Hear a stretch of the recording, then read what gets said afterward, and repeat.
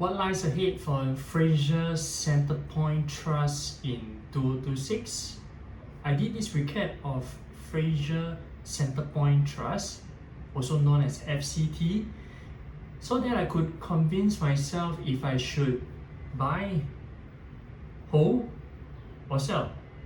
As of recording, I declare that I'm a shareholder, so please exercise independent thinking. FCT has released their annual report and I took some time to read their annual report because the key intent is to identify business events that will affect the results of FCT. So I head to page 7 because that is where they listed all their business events. 3 key business events that I noted were the Hougang Mall AEI that started in April 2025. They completed the MPCT, which is also known as the North Point City South Wing, on 26 May 2025. And recently on 23rd September, they divested Yishun 10. And I summarized into this business events timeline so that I could gauge and probably forecast what is going to be the expected DPU that I would want from FCT.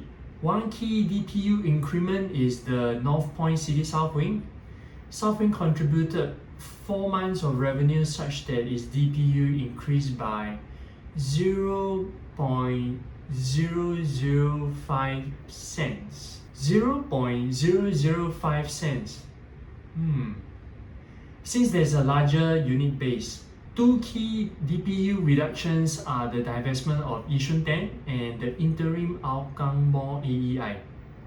Well, the good thing about this interim AEI effect is that Hougang Mall will add 11,000 square feet of NLA. Once it completes, the NLA will increase our revenue. Thus, NLA AEI ranks first or top in my preferred list of AEIs.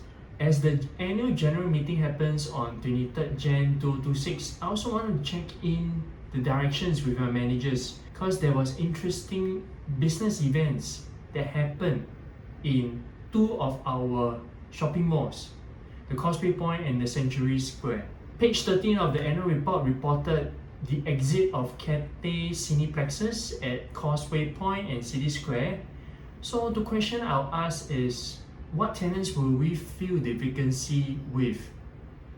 Are they going to be the crowd puller or are they going to be the margin maker?